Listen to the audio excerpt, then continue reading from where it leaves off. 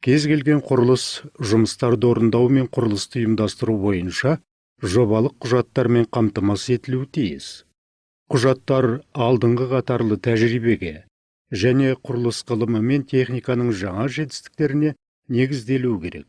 Және еңбек өнімділігі мен механикаландыру деңгейін көтеру, еңбек сыйымдылығын қысқарту және жұмыс құнын төмендету бойынша жоспарларды орындауды қарастыруы тиіс.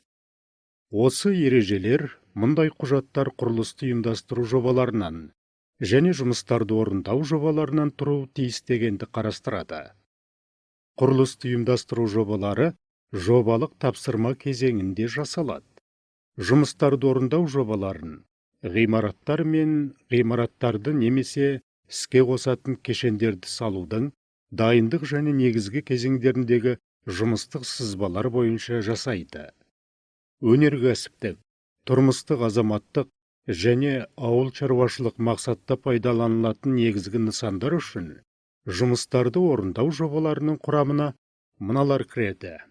Бірінші, жұмыстарды орындаудың күнтізбелік жоспары және нысан бойынша желілік кесте, нысандар кешенін салу кезінде жиынтық күнтізбелік жоспары және жиынтық желілік кесте, дайындық жұмыстарын жүргізу тізімі, көлемі және кестесі. Екінші, құрылыстың әртүрлі кезеңдері үшін құрылыстың бас жоспары.